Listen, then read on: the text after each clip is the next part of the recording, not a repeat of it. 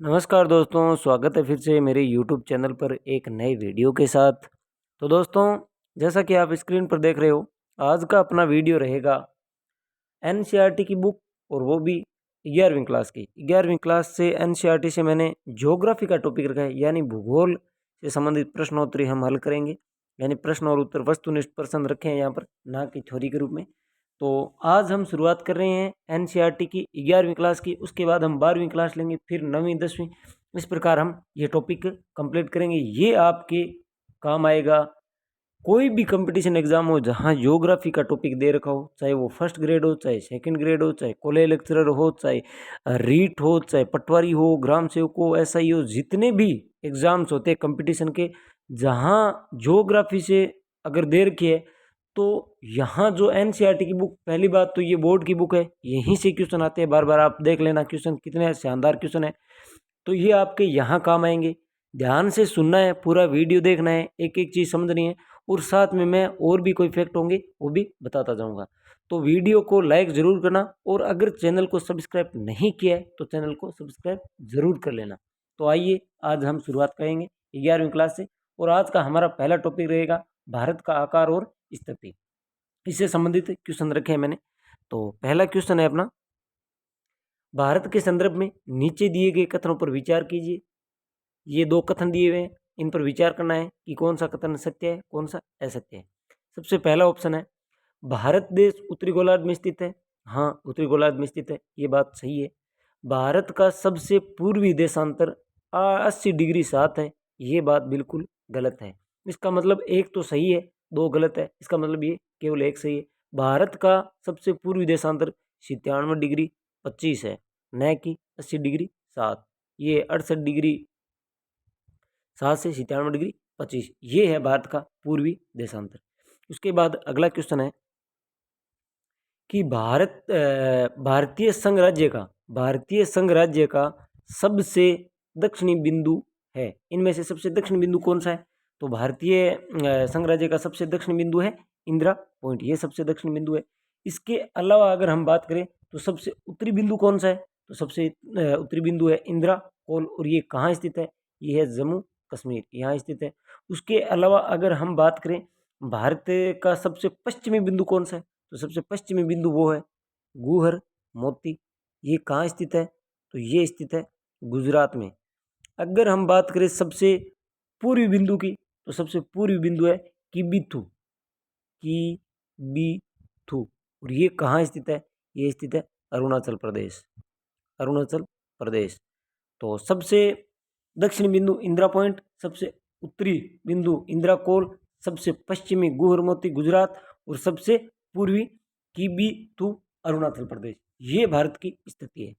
उसके बाद अगला क्वेश्चन अगर हम देखें तो, कि भारत के संदर्भ में नीचे दिए गए कथनों पर विचार कीजिए। ये कथन दिए हुए हैं, इन पर विचार करना है कि कौन सा सत्य है और कौन सा असत्य है।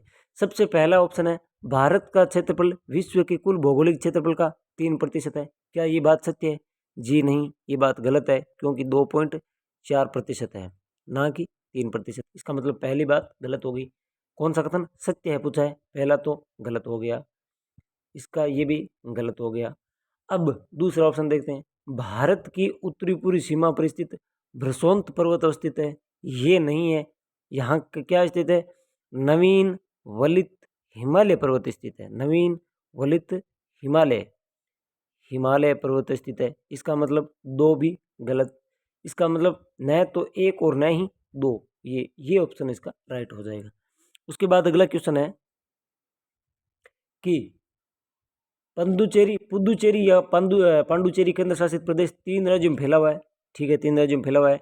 इसके विभिन्न जिलों और उसकी अवस्थित स्थितियों के संबंध में नीचे दिए गए युग्मों को सुमेलित कीजिए। हमें सुमेलित करना है कौन सा सही है, कौन सा सही नहीं है।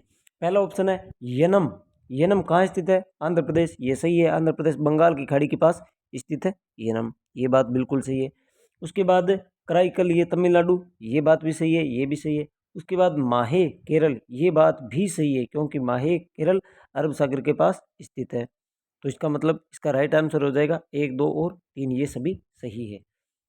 उसके बाद अगले क्वेश्चन की अगर हम बात करें, तो अगला क्वेश्चन है, भारत के कौन कौन से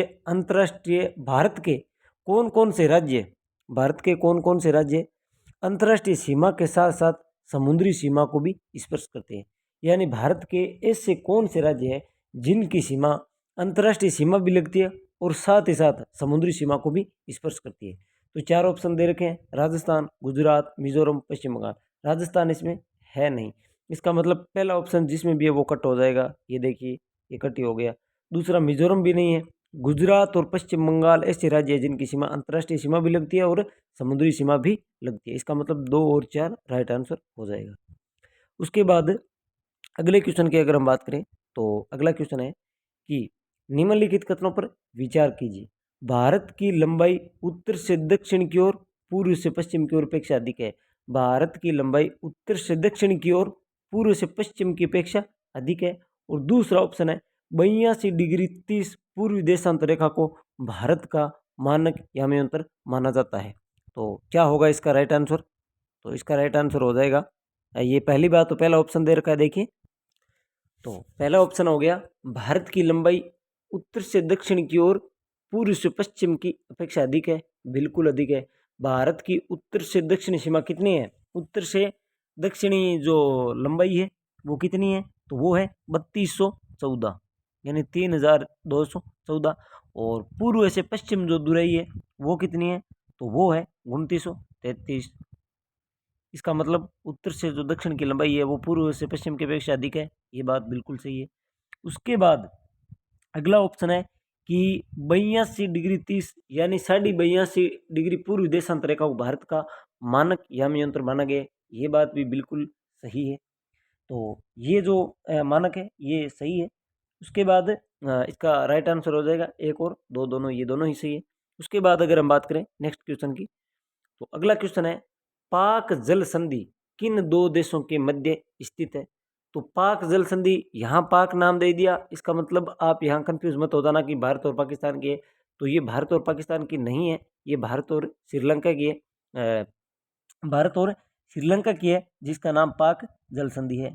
और उसके बाद अगर हम बात करें तो अगला क्वेश्चन है अपना, निम्नलिखित में से भारतीय राज्य चीन की सीमा को स्पर्श करते हैं। तो यहाँ अगर हम बात करें तो चीन की सीमा की बात की जा रही है। एक मिनट, हाँ, चीन की सीमा। तो सीधी सी बात है, ये जो भारत का नक्शा है ये हमें आना ज़रूरी है। ये देखो, ये मान लो ये ऐसे करके ऐसे जितना हो गया, मतलब यहाँ से लेकर यहाँ तक चीन है, यहाँ से लेकर यहाँ तक ये चीन हो गया। तो यहाँ जितने भी जिले आएंगे, सॉरी राज्य आएंगे, उनकी सीमा चीन से लगेगी लगेगी। इसका मतलब जम्मू कश्मीर की भी लगेगी, हिमाचल प्रदेश की भी लगेगी, उत्तराखंड की भी लगेगी, सिक्किम की भी लगेगी। उसके अलावा यहाँ अरुणाचल प्रदेश है उसकी भी लगेगी। तो ये जो नज़दीकी राज्य है वहाँ उन सभी की सीमा लगेगी। और इसमें अपने दे रखा है, अगर मिटा देता हूँ एक मिनट, हाँ, इसमें दे रखा है जम्मू कश्मीर। तो जम्मू कश्मीर की बिल्कुल लगती है, ऊपर ऊपर है। सिक्किम की भी लगती है बीच में, उत्तराखंड ये ऊपर भी है और ये हिमाचल प्रदेश भी ऊपर भी है, ऊपर है। तो इसका मतलब इन सभी की सीमा जो चीन राज्य से स्पर्श करती है। इसके अलावा मैं दोस्तों बता देता हूँ आपको, मैप पूरा ध्यान में होना जरूरी है। अगर आप मैप को बार बार देखते हो तो ज्योग्राफी के जो ये क्वेश्चन आते हैं वो आप आसानी से कर जाओगे। मैप पास में रखा करो। उसके बाद आपको देखनी है कि कौन सी पहाड़ियाँ कहाँ स्थित है, कौन सी नदी कहाँ से बह रही है। तो वो मैप से अगर हम करेंगे वो दिमाग में हमारे छप जाएगा, इसलिए मैप ज़रूरी है। उसके बाद अगले क्वेश्चन की अगर हम बात करें तो अगला क्वेश्चन है कि निम्नलिखित में से किस राज्य की तट रेखा सबसे लंबी है?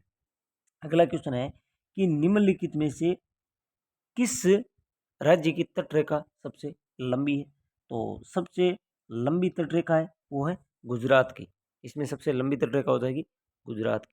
यही इसका राइट आंसर है, गुजरात। तो सबसे लंबी तट रेखा गुजरात की है।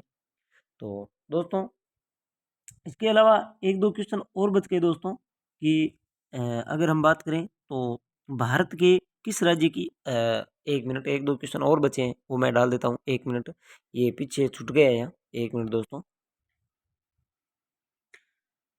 तो दोस्तों एक दो क्वेश्चन छूट गए हैं, वो मिस प्रिंट हो गया है, जिस वजह से कोशिश करूंगा मैं अगले वीडियो में उसको डाल दूंगा। 3-4 क्वेश्चन और बच गए हैं इस टॉपिक से, तो वो भी मैं डाल दूंगा। तो इस वीडियो में दोस्तों इतना ही। तो बताइए दोस्तों, वीडियो कैसा लगा कमेंट करके ज़रूर बताना, और अगर चैनल को सब्सक्राइब नहीं किया है तो चैनल को सब्सक्राइब ज़रूर कर लेना। मिलते हैं नेक्स्ट वीडियो में इसका अगला पार्ट लेकर, तब तक के लिए धन्यवाद दोस्तों।